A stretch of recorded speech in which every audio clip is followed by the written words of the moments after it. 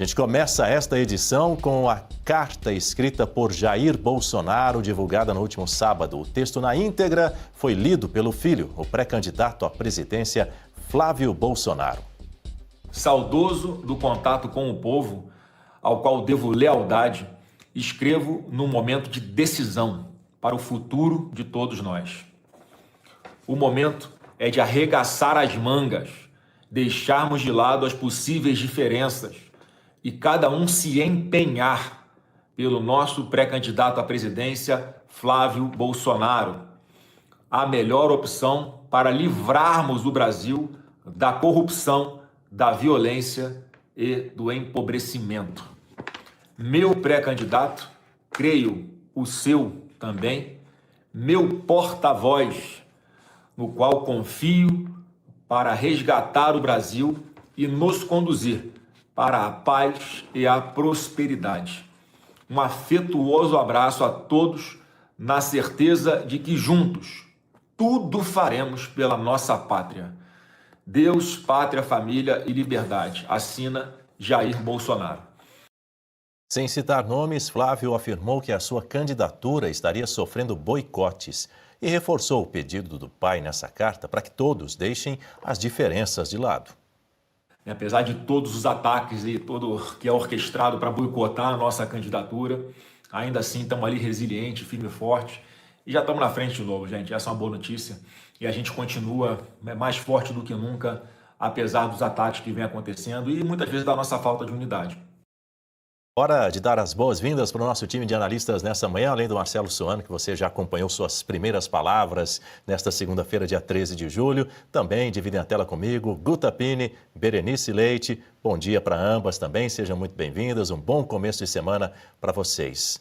Deixe-me começar aqui pela Berenice. Berenice, bom dia. O Flávio não dá nomes a quem supostamente estaria boicotando a sua candidatura. O fato é que essa carta precisa ser revista ali, a gente vai analisá-la parágrafo por parágrafo, porque houve muitos posicionamentos contrários também a essa carta, inclusive dentro do próprio campo da direita. A gente vai entrar nesse ponto contigo também, e com a Guta e com o Marcelo Suano, mas eu quero começar ouvindo a sua análise sobre a carta de Jair Bolsonaro, interpretada aí pelo filho e pré-candidato à presidência, o Flávio Bolsonaro. Bom dia.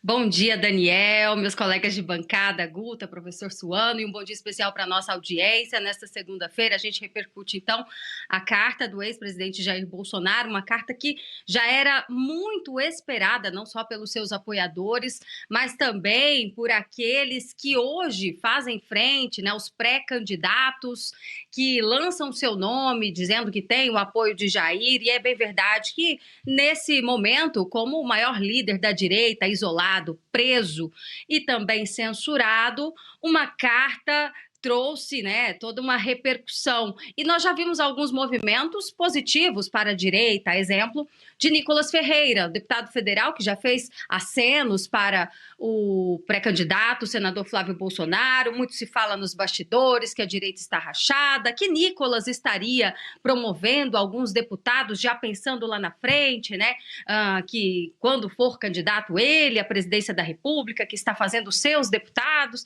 Enfim, ele foi o primeiro já a se manifestar nas redes sociais. Ainda na semana passada mostramos o quanto ele é relevante, né? Ele foi considerado aí num levantamento o deputado mais relevante nas redes sociais, primeiro lugar.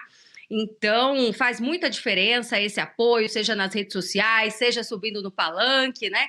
E me chama a atenção, a gente vai analisar todos os pontos dessa carta, mas algumas palavras-chave que o ex-presidente deixa ali, né?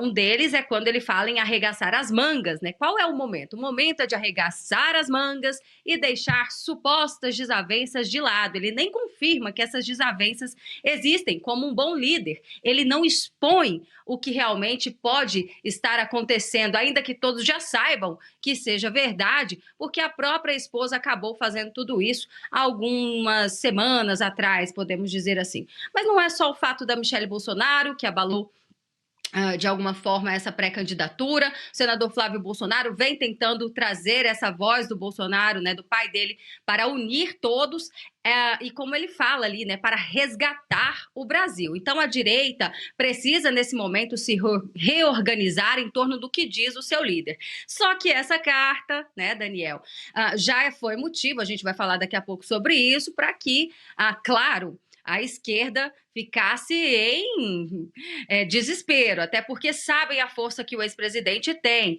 E, nesse momento, até o Lindenberg Faria já acionou a justiça pedindo para que ele volte para a prisão. Mas só para dar uma pitada nesse assunto, né, rapidamente já entrego para você, lembrar que qualquer preso pode mandar cartas. Então, o senador Flávio Bolsonaro, lendo uma carta de seu pai, ele não deve nada à justiça. Então, vamos ver, né, como vai agir a justiça diante do autoproclamado Ministério Público, que é o Lindenberg Farias. Em outros episódios já atuou nesse sentido, tentando reverter a prisão de Bolsonaro, né, de preventiva para, aliás, de domiciliar para preventiva, enfim.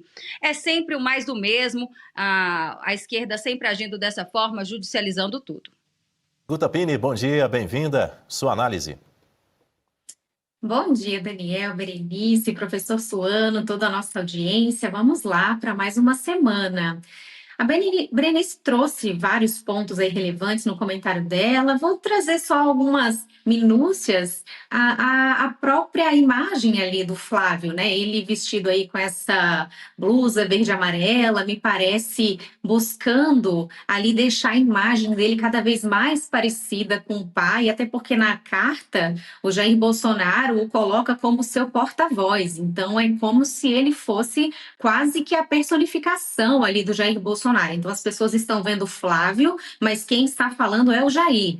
Até porque os votos são do Jair, então essa ideia, essa tentativa ali de fazer uma profunda identificação entre essas duas pessoas. Então a gente pode esperar cada vez mais ele nesse verde e amarelo e essa tentativa mesmo de deixar a sua imagem cada vez mais próxima do seu pai.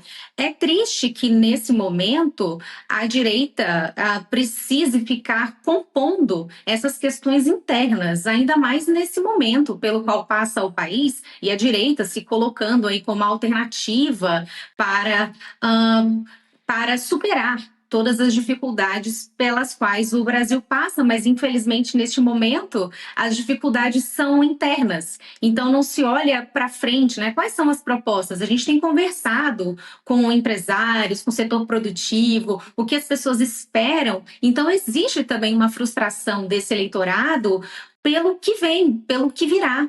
O que será resolvido aqui no nosso país, mas nesse momento a própria carta do ex-presidente deixa isso bem claro, né? Deixar de lado possíveis diferenças. Então, e o rumo, né, do país, o que virá, o que será feito. Então, infelizmente, é uma carta que também revela essa frustração. Tem o por vir, mas infelizmente ainda precisam resolver essas questões do passado que são cada vez mais presentes.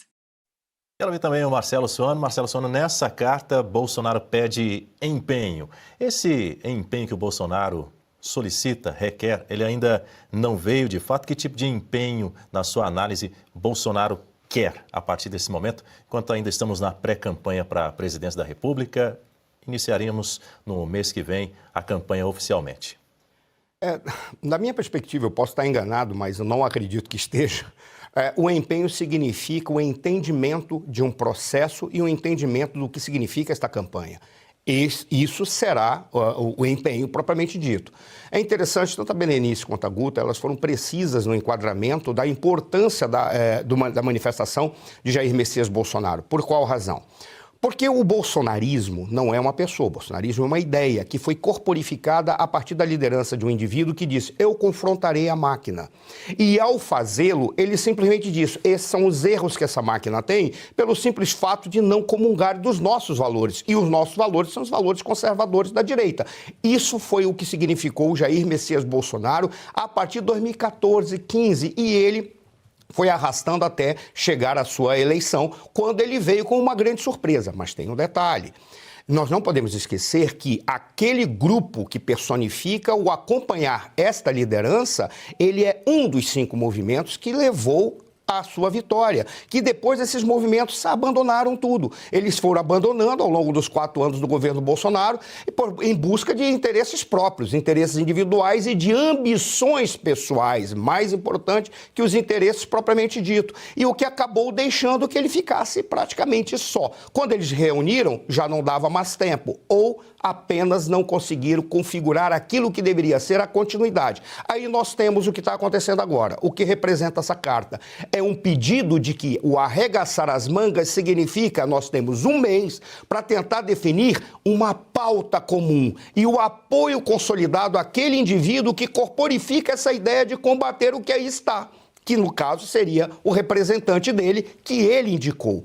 Ok, mas o que isso vai representar? Só vai se consolidar se nós tivermos um pacto explícito.